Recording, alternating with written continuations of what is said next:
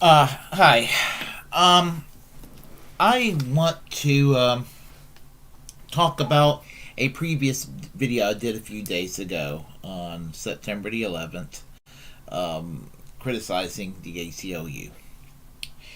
And I did that kind of, I did that pretty much in haste, but I still stick by what I said was my strong frustrations with the ACLU these days. Now, you're probably wondering why.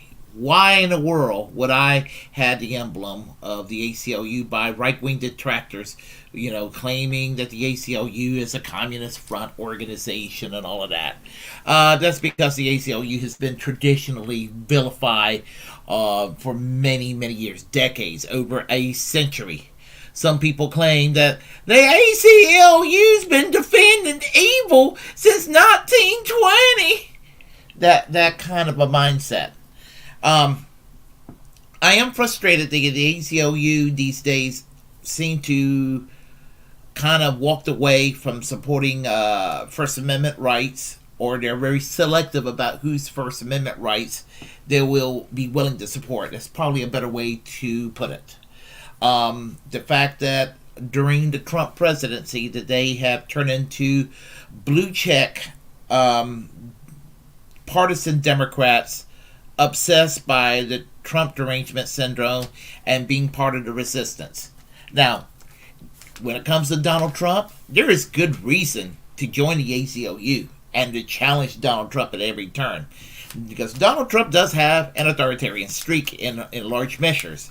He's very anti-civil libertarian in many ways, which is really odd that there seems to be a fan base among rightish libertarians when it comes to Donald Trump, and I find that very very weird that they would hate someone like Bernie Sanders, who is more of a libertarian, not necessarily to their liking on economics, but on the social issues. That Bernie Sanders is a strong libertarian, the kind of libertarian that they could at least find their views on non-economic issues in a way which is overlapping, even though they may not think that about Bernie Sanders.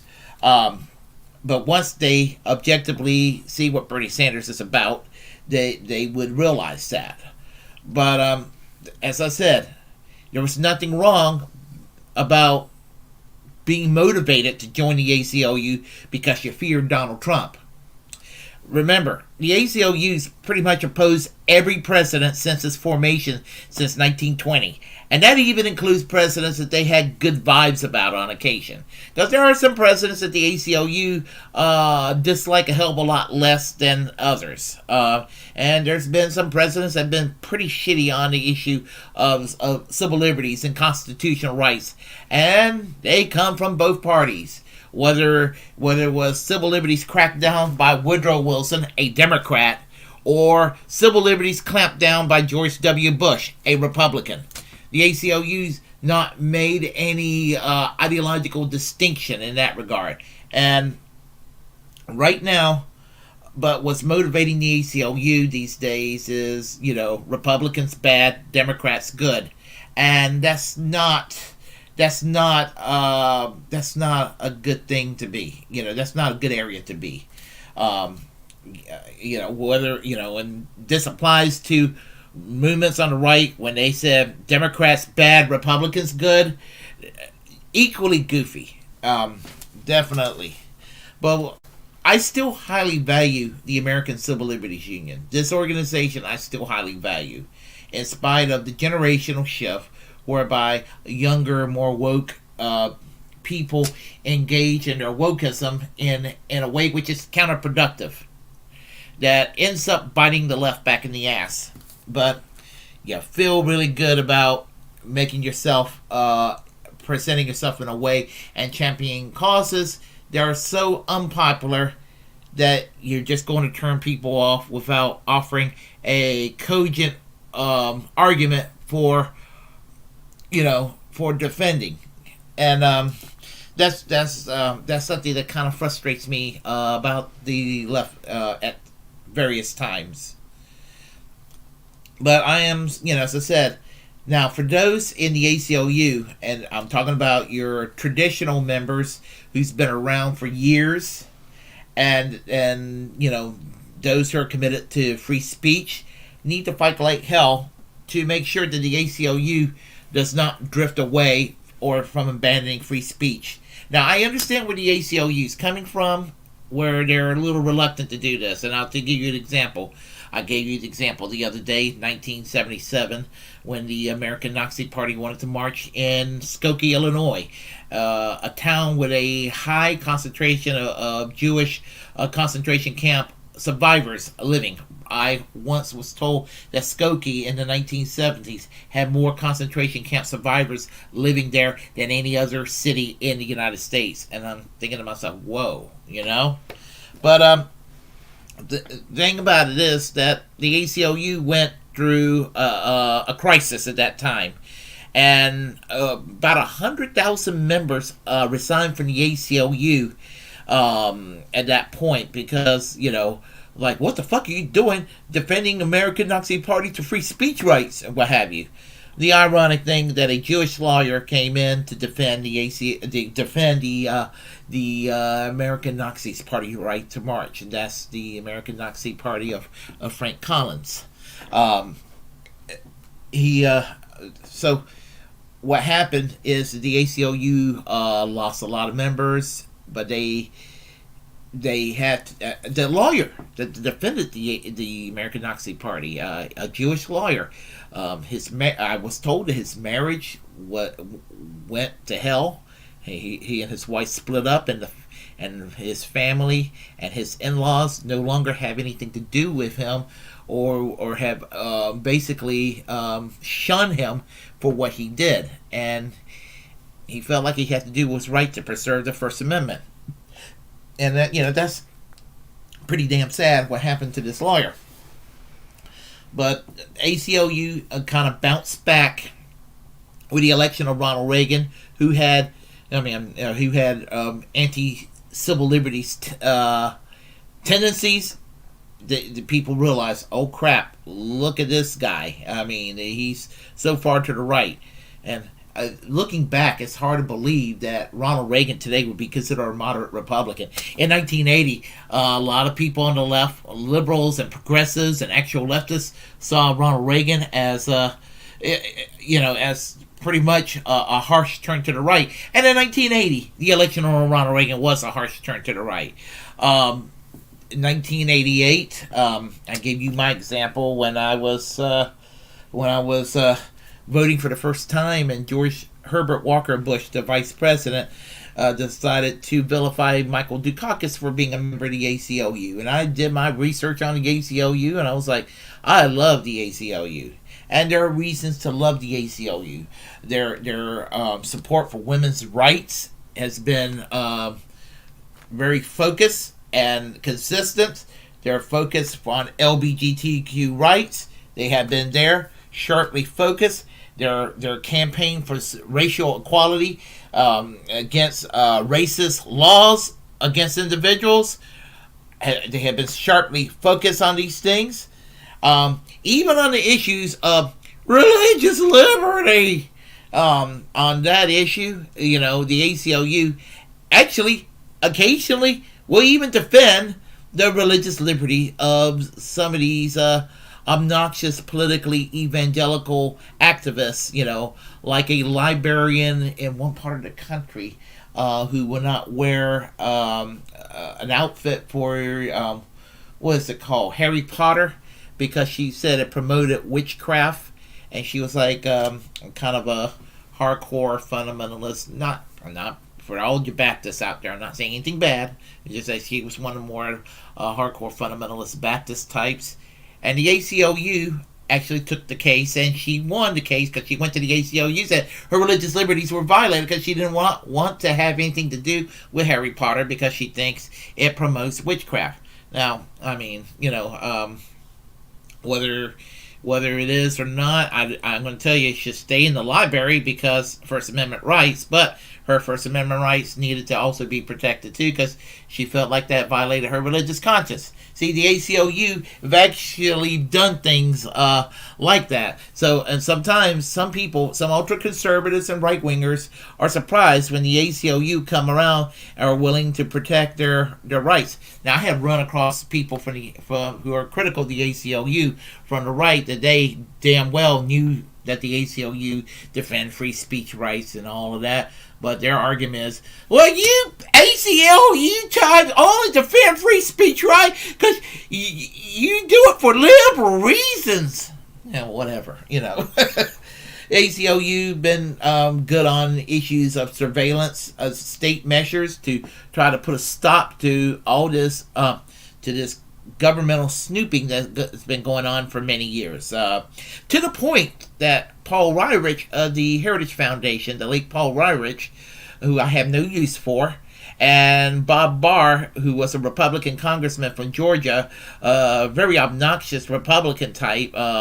They both joined the ACLU in 2001 after 9/11, because when the Patriot Act passed, they knew that the only organization, if there was any prayer of the ACLU, any prayer of the Patriot Act being struck down in the courts, the ACLU was going to be there for that fight.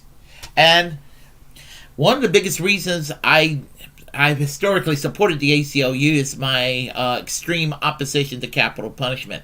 I hate the death penalty. I think the death penalty makes no sense. It's wrong, it's evil, has no place in a civilized society. So I oppose capital punishment under all circumstances, and that's why I've supported the ACLU very strongly over the years. And the thing about it is that, unfortunately, it's the year 2021. We are still the last advanced industrialized democracy in the West to still have the death penalty. That's got to stop.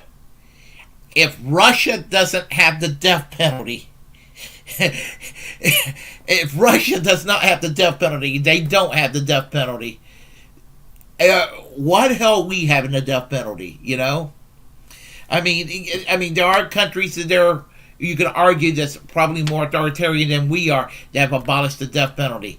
But if we're going to have a death penalty, we're by no means a democracy or a society based on freedom. So the death penalty needed to be abolished yesterday. But anyway, I just wanted to go make these clarifications because I do value the ACLU, but I wish that the ACLU would not abandon their historical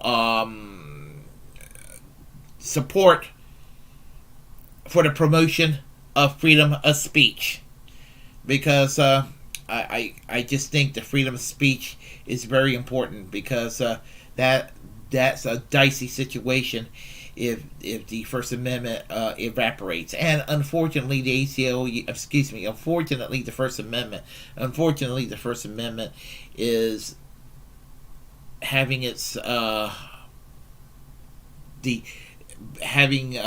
it's being dismantled. I mean, it will still have it on the document of the First Amendment that's guaranteeing the right to freedom of the press and freedom of speech and the right of association, but it'll be just on paper and not being recognized. And you got to be consistent, and the ACLU's been historically consistent on freedom of speech. It needs to remain so.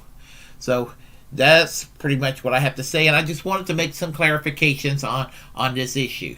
Now I want to talk about this meme right here, because the only person that was a communist in that picture, it would have been William Z. Foster. A.J. Musty was not a communist. He was close to the Socialist Party of America, but not an actual member. Felix Frankfurter, I believe he was more or less a Democrat, and probably more of a New Deal Democrat. I am not so sure about Roger Baldwin at this point, and my history of Roger Baldwin is a little clouded at the moment. but the ACLU historically was not founded by the Communist Party USA. ACLU was founded by lawyers mostly aligned with the Socialist Party of America, the party of Eugene Victor Debs and Norman Thomas. And Norman Thomas was in the leadership of the ACLU all these years. And trust me, historically, you read up on Norman Thomas, he was not a communist. But even those who were communists within the ACLU, those communists did support free speech rights, by the way. And so I just, I'm here to clarify misnomers and things that people sort of take at face value that I need to correct people on, because sometimes people get ideas in their heads about something, and sometimes the people need to correct the narrative of what history dictates. So anyway, if you like what you heard, press like and comment. If you disagree, we'll comment anyway. We'll have a conversation. Feel free to share this content on this channel. As a First Amendment absolutist, it's my duty to inform you to create your own platform and utilize it, because we're the muckrakers of our time. Feel free also to hit that notification bell and hit that subscribe button so you kept up to date by hard-hitting commentary by yours truly. I am American Social Democracy, Peace, Class Struggle, and Civil Libertarianism, Individual Rights, Free Speech for All. I'm even going to insist that you join the ACLU anyway.